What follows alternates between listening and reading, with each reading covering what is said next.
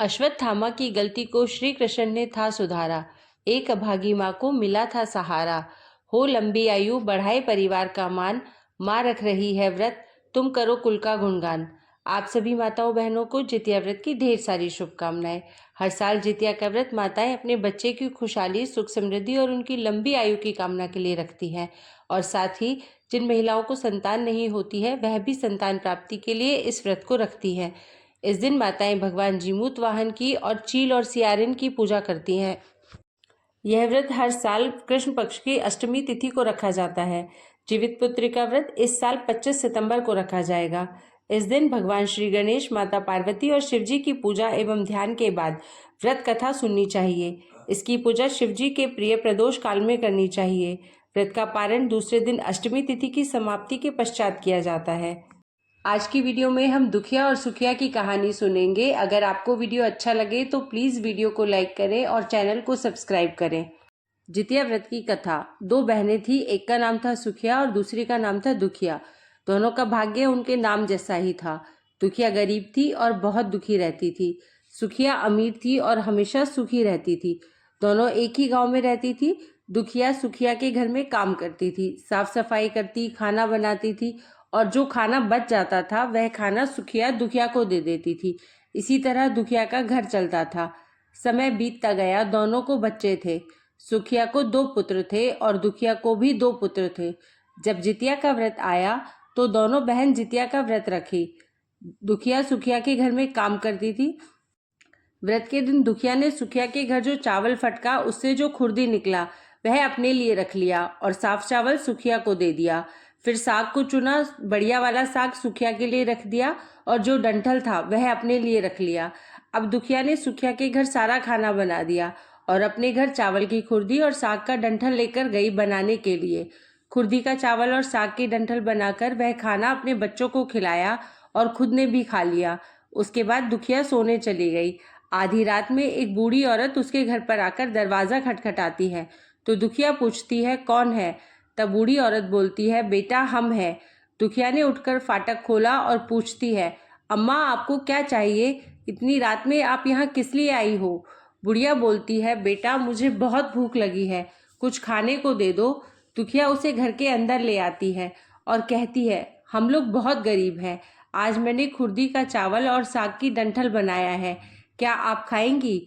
तो बूढ़ी अम्मा कहती है, हाँ क्यों नहीं खाएंगे, हमें बहुत भूख लगी है, हम वही खाएंगे। दुखिया अंदर जाकर खुर्दी का चावल और साग की डंठल लाती है और बुढ़िया को देती है खाने के लिए। बूढ़ी खाना खाने के बाद कहती है कि मुझे अच्छे से कुछ दिखाई नहीं देता, इतनी रात के अंधेरे में मैं अपने घर कैसे जाऊंगी? तो दुखिया कहती है, कोई बात नहीं अम्मा, आज रात आप यहीं सो जाइए, सुबह अपने घर चली जाना। तो बुढ़िया दुखिया के घर में ही सो जाती है। आधी रात को बूढ़ी माई उठकर दुखिया से कहती है, बेटा मुझे दीर्घ शंका लगी है, कहाँ जाऊं? माई मेरे घर में शौच के लिए कोई जगह नहीं है, इसलिए आप उधर कहीं कोने में ही कर लो। अब एक बात बता, मैं अपने हाथ कहाँ साफ करूं? आप ऐसा करो, मेरे सर में अपने हाथ साफ कर लो। ऐसा कहकर दुखिया गहरी नींद में सो जाती है। अगले दिन सुबह दुखिया देखती है कि उसके बराबर में बूढ़ी अम्मा है ही नहीं। दुखिया को यह सब सपने जैसा लगता है। वह ज्यादा कुछ नहीं सोचती और नहाने के लिए चली जाती है। जब वह नहाते हुए अपने बाल धोती है तो देखती है कि उसके बालों से जो पानी बह रहा है वह सोने का है। अरे अरे, यह क्या है? कहीं यह सब उस बूढ़ी माँ ने तो नहीं किया? यानी कल मैं कोई सपना नहीं देख रही थी। जरूर उस बूढ़ी अम्मा ने दिल शंका से मेरा घर भी गंदा कर दिया होगा। पहले चलकर साफ कर लेती हूँ, उसके बाद ही मैं नहाऊंगी। जब वह अपने घर में जाती है तो देखती है कि घर के हर कोने में ढेर सारा सोना बिखरा पड़ा होता है।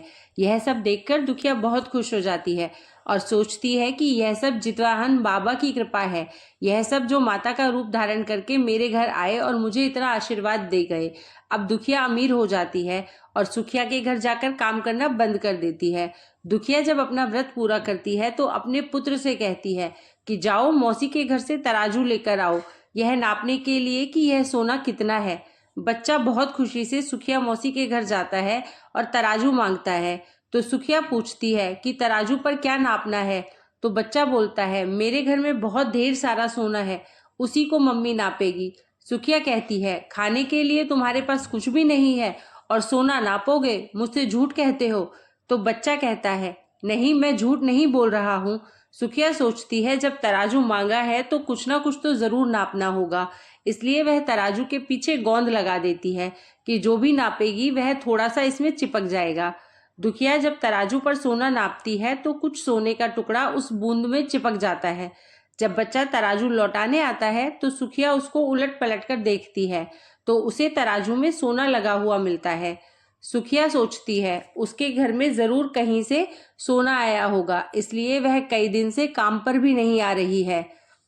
सुखिया उसके घर जाकर देखती है कि यह सोना कहाँ से आया। जब सुखिया दुखिया के पास जाकर पूछती है कि तुम्हारे पास इतना सोना कहाँ से आया कि तुम तराजू मंगाई नापने के लिए, तो दुखिया उस रात की सारी कहानी अपनी बहन सुखिया को बताती है। दुखिया का मन तो एकदम सच्चा था, इसलिए वह सब कुछ बता देती है। लेकिन सुखिया के मन में लालच आने लगा कि दुखिया के पास अब हमसे भी ज्यादा धन आ गया। अब अगले जितिया मैं भी खुर्दी के चावल और साग की डंठल बनाऊंगी। फिर अगले साल जितिया का व्रत दोनों बहनों ने रखा। सुखिया के पास हर तरह का सुख था और धन भी था, फिर भी वह जितिया के दिन चावल फटक कर साफ चावल फेंक दिए और खुर्दी अपने पास रख ली। साग को तोड़कर पत्थियां फेंक दी और डंठल अपने पास रख लिया और वही बनाया। खा पी कर पूजा पाठ करके सोने चली गई। फिर आधी रात में उसके घर में भी बूढ़ी आई और दरवाजा खटखटाती है। सुखिया उसका इंतजार कर रही होती है। वह तुरंत दरवाजा खोलकर बुढ़िया को अपने घर के अंदर ले आती है। बुढ़िया अम्मा बोलती है, बेटा मुझे बहुत भूख लगी है, कुछ खाने को दे दो। तो सुखिया कहती है, मैंने खुर्दी का चावल और डंठल का साग बनाया है। बूढ़ी बोलती है, कोई बात नहीं, मैं खा लूंगी। तो सुखिया परोस देती है। वह खाना खाने के लिए और सोने चली जाती है। बूढ़ी बोलती है, मैं घर नहीं जा सकती, मुझे दिखाई नहीं देता। तो सुखिया कहती है, कोई बात नहीं अम्मा, आप यहीं सो जाओ। थोड़ी देर बाद बुढ़िया अम्मा फिर बोलती है कि बेटा मुझे दीर्घ शंका लगी है, कहाँ करूं? तो सुखिया कहती है, वहीं कोने में कर लीजिए। कि जब बूढ़ी अम्मा आई तो तुमने क्या कहा और क्या किया? तो सुखिया सारा वृतांत कह सुनाती है। तो दुखिया कहती है कि तुमने यही तो गलती करी, तुम्हारे पास तो सब कुछ था, किसी चीज की कोई कमी नहीं थी, फिर भी तुमने लालच किया। मेरे पास तो कुछ भी नहीं था, तुम्हारे पास तो सब कुछ था। तुम्हारे घर जीतमन बाबा भेष बदल कर आए, लेकिन फिर भी तुमने उन्हें अच्छा खाना नहीं परोसा। मेरे पास तो कुछ भी नहीं था, इसलिए मैंने उन्हें खुर्दी का चावल और साग का डंठल परोसा था, लेकिन तुमने अपने घर आए भगवान का अपमान किया। सब कुछ रहते हुए भी तुमने साग और भात खिलाया। तुम्हारे पास सब कुछ होते हुए भी तुम्हें लालच नहीं करना चाहिए, इसलिए तुम्हारे साथ बुरा हुआ। हे जितमन बाबा, जैसे आपने दुखिया का घर सोना चांदी से भर दिया, वैसे सबका घर भर दीजिए, सबके घर भंडार भरे रखिएगा। जितमन बाबा, हम लोगों के ऊपर भी अपना आशीर्वाद बनाए रखिएगा। तो एक बार सब जोर से बोलिए, जितमन बाबा की जय।